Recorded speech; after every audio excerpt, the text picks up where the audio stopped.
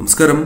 ഒരു വീട് സ്വർഗമാകുന്നത് ആ വീട്ടിൽ കഴിയുന്നവർക്ക് സന്തോഷവും സമാധാനവും വന്ന് ചേരുമ്പോൾ തന്നെയാകുന്നു.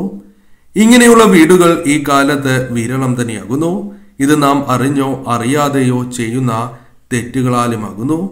ജീവിതം ചിലപ്പോൾ ഒന്ന് രക്ഷപ്പെട്ടു എന്ന് വിചാരിക്കുമ്പോൾ വലിയ ഒരു തകർച്ച തന്നെ വന്ന് ചേരുന്നതുമാണ്. ഇത്തരത്തിലുള്ള ദുരിതങ്ങളും വന്നു ചേരാം. നാം വീടുകളിൽ ചെയ്യുന്നതായ ചെറുതും വലുതുമായ തെറ്റുകളാലും ഇത്തരത്തിൽ സംഭവിക്കാം. 90% വീടുകൾക്കും വാസ്തുവുമായി ബന്ധപ്പെട്ട് പണിയുന്നവ തന്നെയാകുന്നു. എന്നാൽ അതിനുശേഷം ആ വീടുകളിൽ താമസിക്കുമ്പോഴാണ് നാം അറിയാതെയെങ്കിലും പല തെറ്റുകൾ ചെയ്യുന്നതും ശേഷം വിട്ടുമാറാത്തതായ ദുരിതങ്ങൾ അവർക്ക് വന്ന് ചേരുന്നതുമാണ്. ഇത്തരത്തിൽ കിഴക്ക് ദിശയിലെ ജനലുമായി ബന്ധപ്പെട്ട് ഒരു കാര്യം നമ്മൾ ശ്രദ്ധിച്ചില്ല എങ്കിൽ അത് വലിയ ദോഷമായി തന്നെ മാറുന്നതുമാകുന്നു. ഇവ എന്തെല്ലാമാണ് എന്ന് ഈ വീഡിയോയിലൂടെ വിശദമായി തന്നെ മനസ്സിലാക്കാം.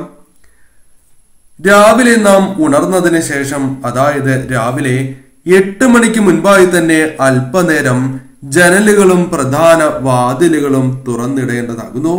സാധിക്കുന്നവരാണ് എങ്കിൽ തുറന്ന് കിടക്കുന്നത് ശുഭകരം തന്നെയാകുന്നു. പ്രത്യേകിച്ചും കിഴക്ക് ദിശയിൽ വരുന്ന ജനലുകൾ ഈ സമയം സൂര്യോദയത്തോടു കൂടി വീടുകളിലേക്ക് പോസിറ്റീവ് ഊർജം വന്ന് ചേരുന്ന സമയം തന്നെയാകുന്നു. അതിനാൽ ഇരട്ടിയായി തന്നെ പോസിറ്റീവ് ഊർജം നിങ്ങളുടെ വീടുകളിലേക്ക് കടന്ന് വരുന്നതുമാണ് ഈ സമയം. അതിനാൽ നാം ജനലുകളും വാതിലുകളും തുറന്നിടുന്നതിലൂടെ വീടുകളിൽ പോസിറ്റീവായ ഊർജം നിറയ്ക്കുവാൻ സാധിക്കുന്നതുമാണ്. കിഴക്ക് ദിശയിൽ ഇപ്രകാരം ജനൽ തുറന്നിടുന്നതിലൂടെ അവിടത്തെ ഈശ്വരാധീനം വർദ്ധിക്കുന്നതാണ്. അഥവാ ആ വീടുകളിൽ ഈശ്വരാധീനം വർദ്ധിപ്പിക്കുവാൻ സാധിക്കുന്നതാകുന്നു. അതിനാൽ പല കാര്യങ്ങളിലും പ്രകടമായ മാറ്റങ്ങൾ നിങ്ങൾക്ക് വന്നു ചേരും. ഒരു ദിവസമോ 2 ദിവസമോ ഇപ്രകാരം ചെയ്താൽ മാറ്റങ്ങൾ വന്നു ചേരും എന്നല്ല പറയുന്നത്. നിങ്ങൾ ഇപ്രകാരം നിത്യവും ചെയ്യുന്നതിലൂടെ അത് നിങ്ങൾക്ക് മാറ്റങ്ങൾ കൊണ്ടുവരും. നിങ്ങൾക്ക് തന്നെ അത് അനുഭവിച്ചറിയുവാൻ സാധിക്കും എന്ന കാര്യം ഓർക്കുക. അല്പനേരം നിർബന്ധമായും നിത്യവും ജനലുകൾ കിഴക്ക് ദിശയിൽ പ്രത്യേകിച്ചും തുറന്നിടുവാൻ നിങ്ങൾ ശ്രദ്ധിക്കേണ്ടതായിട്ടുണ്ട്.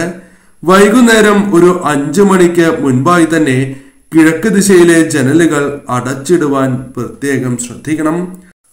ഒരു വീടിന്റെ ജനൽ തുറക്കുന്നത് പോലെ തന്നെ പ്രാധാന്യമുണ്ട് ആ വീടിന്റെ ജനൽ അടയ്ക്കുന്നതിനും. പൊടിപടലങ്ങളുമായി ബന്ധപ്പെട്ടും ചില കാര്യങ്ങൾ പരാമർശിക്കേണ്ടതായിട്ടുണ്ട്. കിഴക്ക് ദിശയിലും ഈശാന മൂലയിലും, അതായത് വടക്ക് കിഴക്ക് മൂലയിലും എപ്പോഴും വൃത്തിയായി തന്നെ സൂക്ഷിക്കുവാൻ നാം ശ്രദ്ധിക്കേണ്ടതായിട്ടുണ്ട്. അതിനാൽ തന്നെ ഇവിടെ പൊടിപടലങ്ങൾ ചിലന്തിവല വരുന്നത് വലിയ ദോഷം തന്നെയാകുന്നു. പ്രത്യേകിച്ചും കന്നിമൂലയിലെ ജനലുകളിൽ ഇത്തരത്തിലുള്ള കാര്യങ്ങൾ വരുന്നതിലൂടെ ജീവിതത്തിൽ തടസ്സങ്ങൾ വിട്ടൊഴിയില്ല എന്നാണ് പറയുക. അത് നിങ്ങൾക്ക് പലവിധ ദോഷങ്ങൾ വന്ന് ചേരുന്നതിന് കാരണമായി തീരും. പ്രധാന വാതിലുമായി ബന്ധപ്പെട്ടും ഈ കാര്യങ്ങൾ നിങ്ങൾ പ്രത്യേകമായി ശ്രദ്ധിക്കേണ്ടത് തന്നെയാകുന്നു.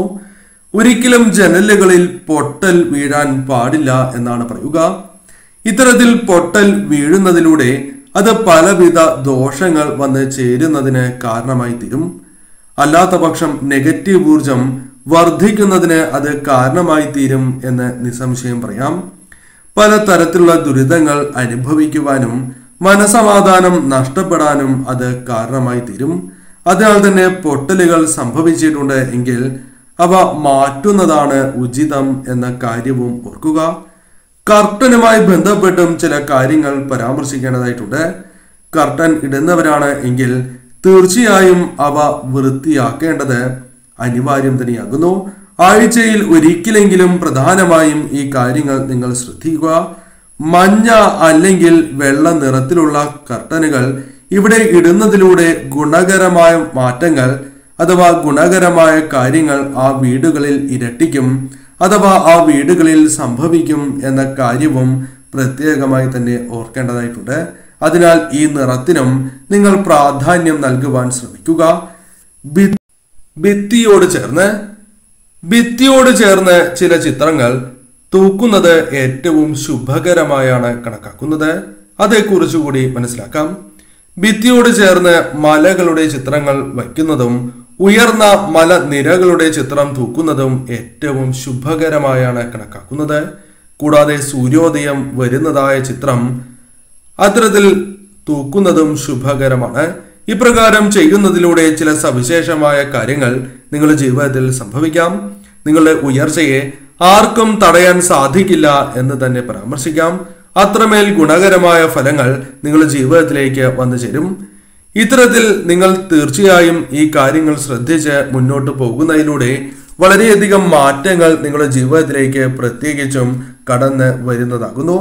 കാരണം ആ വീടുകളിൽ പോസിറ്റീവ് ഊർജം വർദ്ധിക്കുവാനും അതിനാൽ തന്നെ ആ വീടുകളിലേക്ക് ഐശ്വര്യം വർദ്ധിക്കുവാനും അത് സഹായകരമായി തീരും. വലിപ്പത്തിനും വളരെയധികം പ്രാധാന്യം നൽകേണ്ടതായിട്ടുണ്ട്. മറ്റ് ജനലുകളെ അപേക്ഷിച്ച്, അതായത് നിങ്ങളുടെ വീടുകളിലെ തെക്ക് വശത്തെയും പടിഞ്ഞാറ് വശത്തെയും അല്ലെങ്കിൽ കന്നിമൂലയിലെയും ജനലുകളെ അപേക്ഷിച്ച് കിഴക്ക് വശത്തെ ജനലിന് അല്പം വലിപ്പ കൂടുതൽ ഉണ്ടാകണം എന്നാണ് പറയുക. ഇങ്ങനെ ചെയ്യുന്നതിലൂടെ ചില പ്രത്യേകമായ ഗുണങ്ങൾ ആ വീടുകളിലേക്ക് വന്നു ചേരും. സൗഭാഗ്യം വന്നു ചേരാം, ഉയർച്ച വന്നു ചേരും.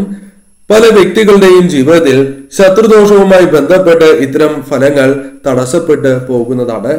എന്നാൽ ഇപ്രകാരം ചെയ്യുന്നതിലൂടെ കാര്യങ്ങൾ കൂടുതൽ അനുകൂലമാക്കുവാൻ നിങ്ങൾക്ക് സാധിക്കുന്നതാകുന്നു. അതിനാൽ തന്നെ ഈ ജനലിന്റെ കാര്യത്തിൽ നിങ്ങൾ അല്പം കൂടി ശ്രദ്ധ പുലർത്തുക.